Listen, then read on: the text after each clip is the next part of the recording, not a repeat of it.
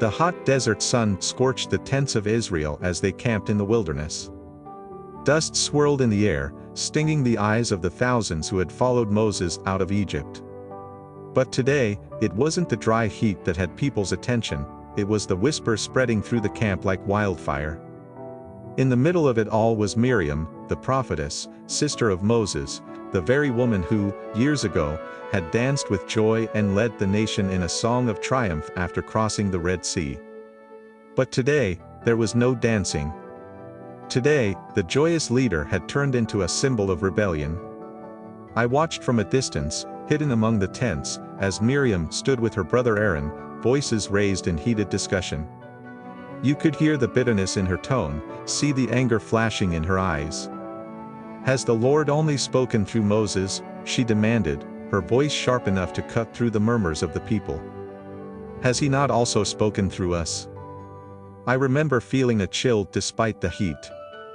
Miriam, the beloved leader, was now openly challenging Moses, questioning his authority. I had always admired her strength. She was, after all, the one who watched over Moses as a baby when he was hidden in a basket on the Nile. She was a pillar of faith, a leader who had stood beside Moses as he led our people to freedom. But now, jealousy and pride had taken root in her heart. The truth was, she couldn't stand that Moses had married a Cushite woman. It was a marriage that, in her eyes, was unworthy of a leader like her brother. But deeper than her disapproval of the marriage was something far darker, a jealousy that gnawed her.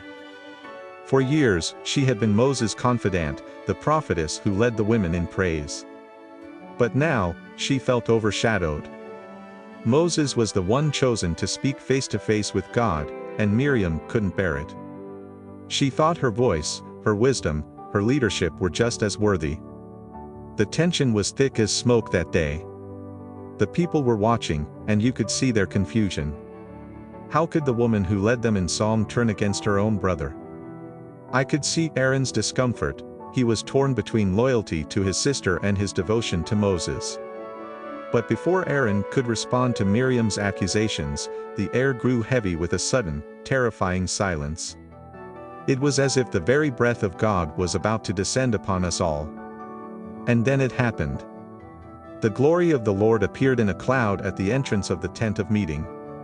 My heart raced as the entire camp seemed to hold its breath. God's voice thundered, calling Moses, Aaron, and Miriam forward. The ground seemed to shake beneath our feet. I couldn't hear exactly what was said, but the fear on Miriam's face told me everything I needed to know. God had heard her rebellion, her prideful accusations. This was no ordinary sibling rivalry, this was defiance against the one who had chosen Moses. When Moses, Aaron, and Miriam emerged from the tent, a gasp rippled through the camp. Miriam's skin was as white as snow, covered with leprosy. The once beautiful and revered leader was now marked with a disease that isolated her from everyone. I could hardly recognize her. The proud eyes that once commanded respect were now wide with horror and disbelief. Her beauty, her authority, her influence, stripped away in an instant. Aaron cried out, pleading with Moses, "Please, my Lord, do not hold this sin against us." But I noticed it was not Miriam herself who begged for mercy. Her pride was so deeply rooted that she stood in stunned silence, unable to ask forgiveness herself. Moses, ever merciful, prayed to God to heal her. But God's response was clear: if her father had spit in her face, would she not be in disgrace for 7 days? And so, Miriam was cast out of the camp for 7 long days, left to dwell alone in the wilderness, a living symbol of what happens when pride blinds you to God's plan. Her once admired voice was silenced, her influence diminished.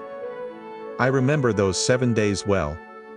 The camp could not move forward until she returned. It was a powerful reminder to us all that no one, not even a leader, not even a prophetess, was above God's will. When Miriam finally came back, she was healed, but she was never quite the same. She had been humbled, but the scar of her rebellion lingered in the memories of the people. Miriam's story isn't just about a woman who was jealous of her brother's power. It's about what happens when we let pride and bitterness take root in our hearts. Miriam was a leader, a prophetess, a woman chosen by God, but for a moment, she became a bad girl of the Bible by letting envy and pride cloud her judgment. The consequences were swift and severe, a warning to all who think they can question God's plan without consequence. May her story remind us that even those who start with the best intentions can fall if they allow pride to take over. And may we never forget that God resists the proud but gives grace to the humble, James 4 verse 6. Like, share, and subscribe for more lessons from the lives of those who walked before us, both the righteous and those who fell short.